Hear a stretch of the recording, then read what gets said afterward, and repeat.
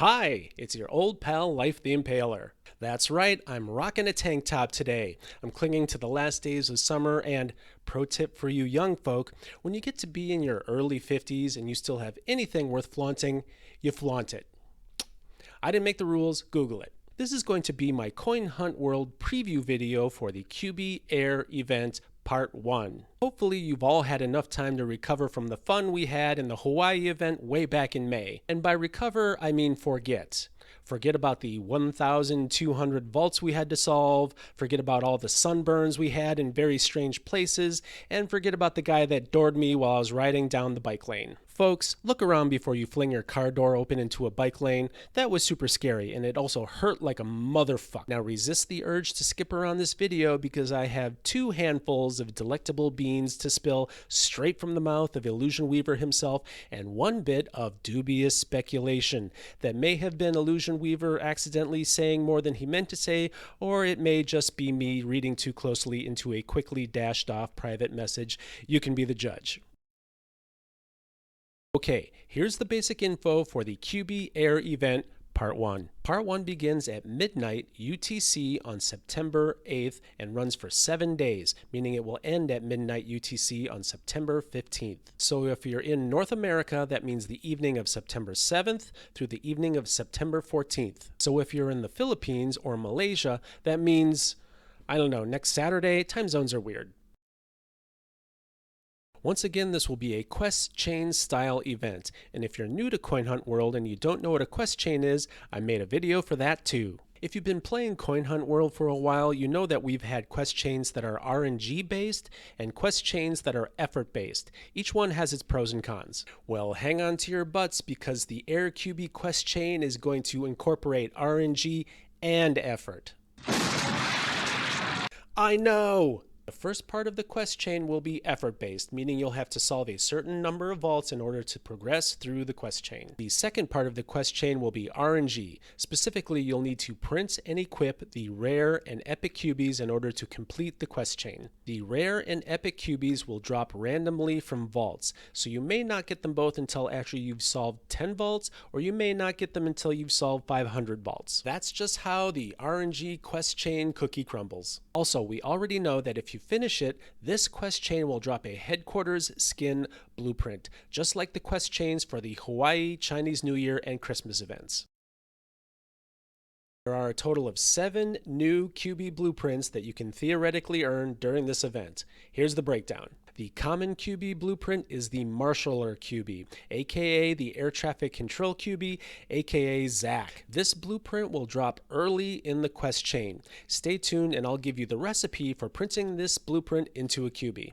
Next, we have the rare flight attendant Cubie blueprints, also known as Natalie, Jamie, and Angela. All 3 of those cubies will come from 1 randomizer blueprint that, like I said earlier, will drop randomly from regular vaults. Unlike previous randomizer blueprints that would print only 1 cubie and then disappear from your inventory, this blueprint will print unlimited cubies. Of course, every time you print this blueprint, you won't know whether you're getting Natalie, Jamie, or Angela until after you've printed it. But keep trying and you'll eventually get all 3. I believe in you.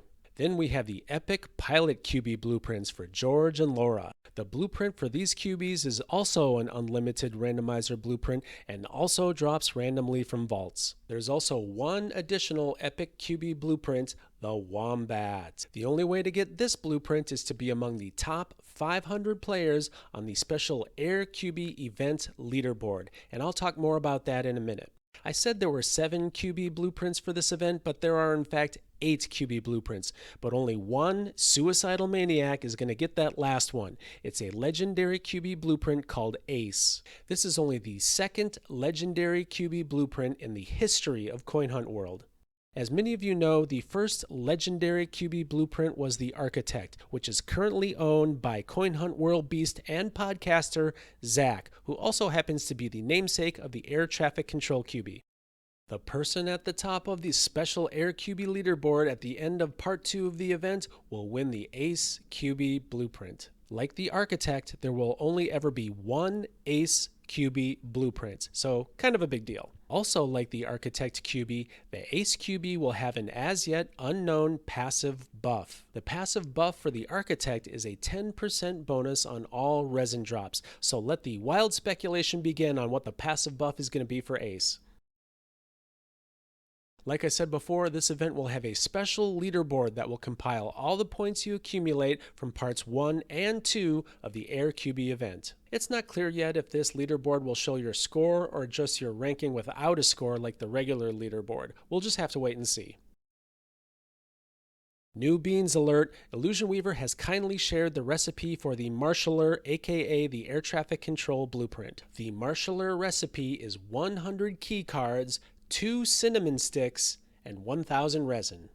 That's right, there's finally a use for all those cinnamon sticks that have been taking up space in our inventories since last Christmas. Honestly, this might be the best part of the whole event. I have 27 of those things. Also, the coin hunt player known as Logic Troll revealed the recipe for the flight attendant blueprint in a recent Twitch stream. The flight attendant blueprint recipe is 500 key cards, 200 fine silk, and 2,000 resin. And if you want to know the epic pilot blueprint recipe, catch the Ladies of the Hunt YouTube stream on Sunday, September 4th.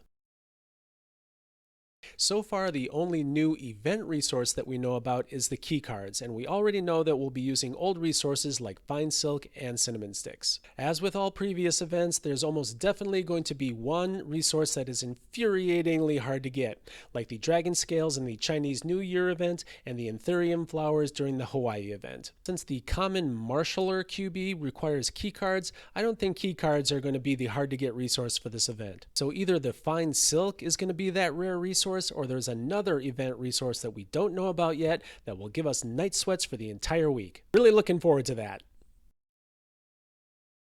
Being the aspiring professional journalist that I am, when Illusion Weaver messaged me the information for this video, I pressed for more details. Specifically, I asked about the number of vaults we'll need to solve in order to complete the quest chain. I asked this because the 1,200 vaults we needed to solve to complete the Hawaii quest chain was not easy.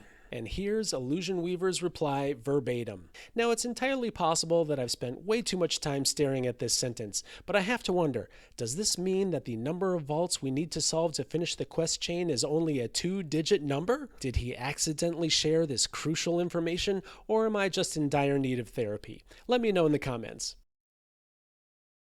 During part 1 of the Cubie Air event, you might notice a blimp hovering above your headquarters. According to Illusion Weaver, you'll be able to peek inside the blimp during part 1 of the event, but it won't be active until part 2.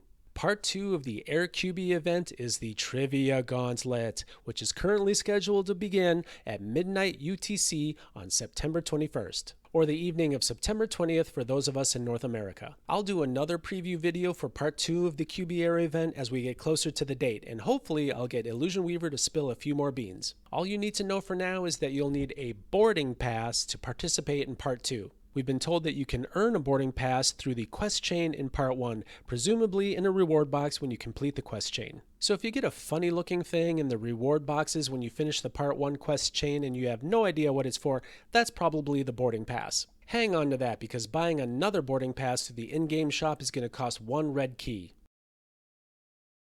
Illusion Weaver will publish an Air Cubie article on Medium on Monday, September 5th, with what I assume will be the last-minute details about the event. This article will probably include information about the new crypto and resource box drop rates from white and blue vaults during the event and for the rest of time going forward. The details about these new drop rates have been shared on Discord, but to my knowledge they haven't been shared with the rest of the world yet, so keep an eye out for that. And that's all we know about part 1 of the Air Cubie event. If I missed anything or you have any questions, leave a comment down below and I'll do my very best to reply.